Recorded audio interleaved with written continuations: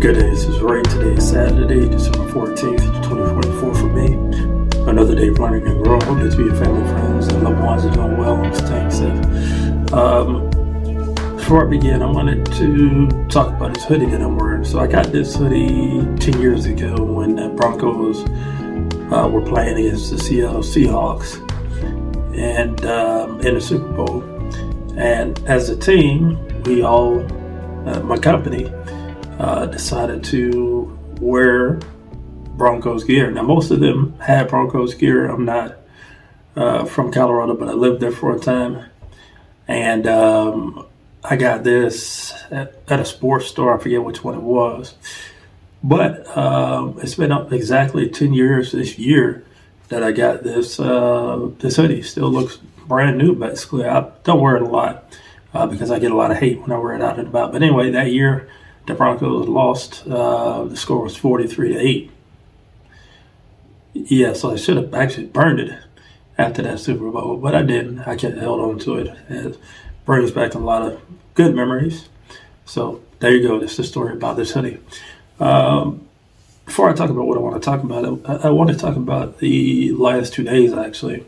So Thursday, I had my endoscopy, where they stick a tube down your throat. Well, they put you to sleep first, of course. They put you to sleep, stick a tube down your throat, look at your stomach, to the upper intestine, I believe. I forget what that's called. And I believe that's what happens. But they had a biopsy on something. I didn't get all the details, to be honest. I'm still a little bit groggy from the whole experience. I'm not sure why, I'm so tired. But I didn't get hardly any sleep the night before that. Didn't get any sleep the night after. And actually didn't get much sleep last night. I had a rheumatology appointment on Friday as well. But anyway, the day of, my mom came to my house, and we talked a little while, and then I drove to the hospital where the procedure was, and that was an experience in itself because we walked around almost the entire building looking for what the procedure was, and which was a little bit more clear in the instructions as to where it should be. I have an app that's a patient portal that tells you the doctor that's performing the procedure and a suite number, but it didn't, which makes sense now. It didn't say it was in the actual hospital itself. It said it was in the suite, and now I'm thinking back, it was silly of me to think that. But anyway, we walked. Finally found the check-in place. I had to check in by 10 a.m. and I had left my wallet in the car, and they were like, we need to see your driver's license. So I almost had a panic attack. So I had to walk back to the car and get my driver's license. But fortunately, the young lady who checked us in, she said, no, we probably have your driver's license on file. Sure enough, they had it scanned. And I said, yeah, that's me.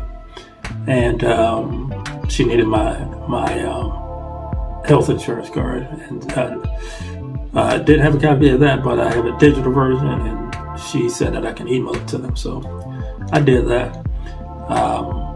It didn't take long before I was, me and my mom headed back to where I would get changed into a gown and I get my vitals checked and blood sugar, things like that. My BP, blood pressure was higher than I've seen it, and my mom said there's no room for concern because sort of white coat syndrome. If you see a doctor, you kind of freak out, and I was definitely anxious about the whole thing because I had never done that. Early this year, I had a colonoscopy, so I thought that this probably won't be much different, except where they went in another part of the body, they went on the top part of the body. And I thought, I was a little bit more serious that day, and I was going to ask the doctor. I was like, hey, are you using the right tube? Is that, that's not the tube that goes somewhere else. But I'm not going to get crass about it, but you know what I mean. They use the right tube. It's the one that goes in the mouth.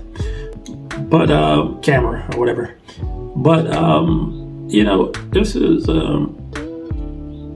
I'm sorry. I got rolled in, and I was hooked up to the IV, and they put the drip in, and then next thing I know, I was awake in a room, and I had a swollen lip. So I'm not sure if I bit my lip or whatever when they took out the block that they put in your mouth. They put a block to keep your mouth open. Not sure if I bit my lip then, but yeah, I bit it pretty hard and it was bleeding.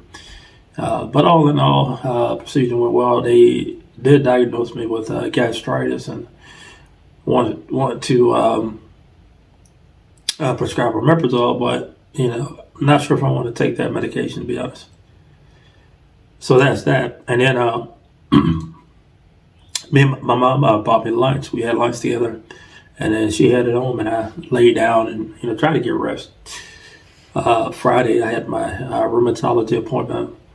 It was about the same. Okay, I do suggest if you're going to have your doctor's appointment, don't have it late in the day, especially if you have to go to a major city, because the traffic is horrible.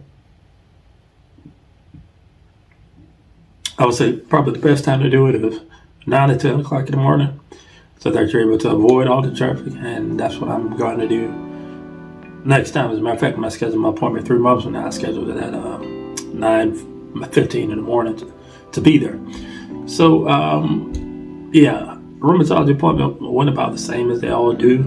The one difference here is that my prednisone is going to come down by a milligram. I'm taking 5 milligrams now, but going forward, for not sure how long, I've been 4 milligrams. Hopefully one day soon I'll be off of it completely. And that's that. But the topic of my video, and I'm already 7 minutes into this, and I'm not going to make it too long, is that lately I've been wearing my mask a little bit less in places where I feel comfortable to do that. So since basically the beginning of the pandemic, I had been wearing a mask because I'm immunocompromised, and I'm not sure how I will react to getting COVID. I've gotten all my COVID shots, I've got my flu shots, I've gotten all those vaccines, pneumonia, I've gotten all those. But recently I just decided to go into places that has not a lot of traffic and not wear my mask. As long as I'm not around a lot of people or in close proximity, I'm just trying to test out to see what my comfort level is. Tuesday at work, when I was at my cubicle and with the rest of the team, I decided not to wear my mask that day. So we work in an open floor layout. We're not in close proximity to each other. There's a lot of open space, so we have a wide floor plan. So I said, okay, let me go and take off my mask. Now the thing about it is, I'm definitely self-conscious about having my mask off, and it's a weird feeling because it felt like the whole day that everybody was looking at me like, what in the world? He's not wearing his mask.